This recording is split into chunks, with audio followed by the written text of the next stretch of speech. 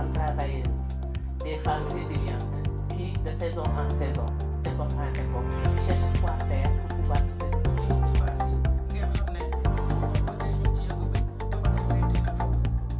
waa Biostar jaarale ko ci ñi nga xam ne ñoom ñooy ICAS ñoom ñoo fi ñëw tey dooleel ñi nga xamante ni ñoom ñooy waa UTAS. UTAS nag comme ni ñu koy déggee unité de transformation dans le cadre de Sokone la ki ko jiite nekk madame Yande Sarr nekk une femme brave une femme boo xamante ne nii lépp luy développement moo ko ñor.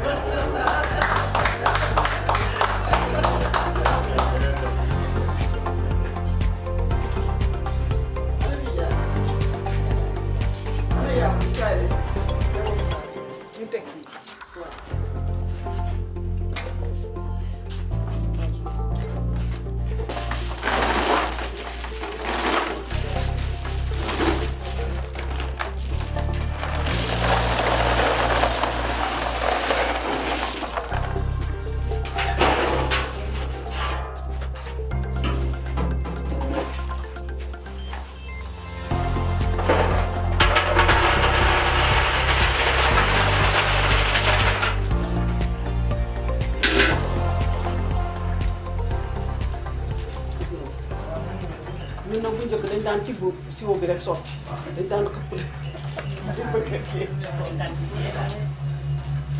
léegi lii nii li tax suñu kii ko 30-40 kilos xam nga bariwul mais ñaata nga ci mën a def ci bés bi ñaata nga ci mën a def ci bés bi te su fekkee ñeneen sax bu leen neexee mën nañ ko def barigo bu gën a mag mën a gën a def ay 60 kilos yooyu mën nañ ko def mais ñun dañ ko yemale nii def ko 30-40 kilos ba jàng si ba mu gën a moom.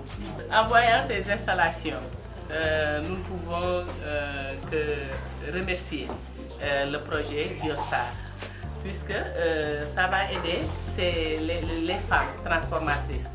On le sait tous, c'est dans notre culture, c'est la femme qui s'occupe de la maison. Donc ces femmes-là vont voir leur temps de travail réduire, n'est-ce pas? Ils vont avoir beaucoup plus de production et vont contribuer aussi à protéger l'environnement, à protéger la couche d'ozone s'il en reste encore, puisqu'elle est à un état de dégradation très, très avancé. Donc c'est une bonne chose. Et le plaidoyer qu'on voulait lancer, c'est par rapport aux autorités étatiques, c'est d'appuyer cette filière cajou. Les efforts qu'on fait au niveau de la filière arachide, mil, maïs, qu'on fasse ces efforts-là au niveau de la filière anacarde, n'est-ce pas? Ça permettra de fixer les enfants dans leur terroir, de ne plus penser à l'immigration et de permettre de développer ce qu'on appelle le contenu local.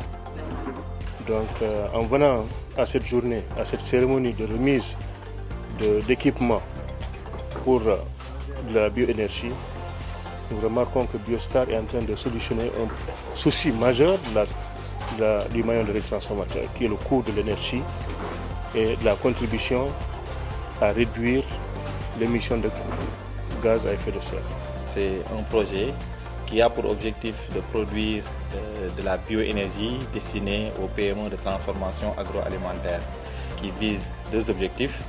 On peut dire la sécurité alimentaire à travers un autre type donc de sécurité que l'on appelle la sécurité énergétique, mais c'est également un projet qui vient avec des innovations technologiques qui permettent aux PME de pouvoir lutter contre la fumée qui généralement cause d'énormes problèmes autour donc de ces PME-là. Nous avons installé 2 bouilleurs, des foyers d'élevage à Côte d'Anacarde dans le cadre du projet Biostar. Ceci vient répondre à des problématiques telles que les émissions de fumée que sont généralement exposés les opérateurs, qui fait qu'il y a des risques de maladie par rapport à ces fumées-là. C'est des opérations qui sont quasiment automatisées. En tout cas, une grande partie a été automatisée, ce qui permet de réduire, de gagner en temps déjà par rapport à ce qui se faisait avant, mais ensuite de gagner en efficacité et en productivité vis-à-vis de la PME. Donc ces bouilleurs sont constitués de 2 parties, c'est-à-dire une partie thermique et une partie électrique. La partie électrique est alimentée en énergie solaire photovoltaïque avec des batteries qui permettent d'autonomiser, c'est-à-dire un fonctionnement continu même en absence de soleil. Aujourd'hui, des études ont démontré que le cancer attaque beaucoup les femmes qui travaillent avec le feu de bois et qu'à ce titre, la coque de cajou constitue autant de fumées toxiques qui peuvent contribuer immensément à faire du cancer. Je crois qu'aujourd'hui, en diminuant l'émission de fumée et de carbone, Biostar est en train d'aider à la santé villageoise et à une santé publique. Si on augmente la capacité énergétique donc, des PME, il y a une probabilité que leur productivité augmente de 10 à 15% selon une étude, et ce qui entraînerait une augmentation effectivement de la production, mais également de l'emploi. Aujourd'hui, la créatrice de valeur ajoutée est la transformation.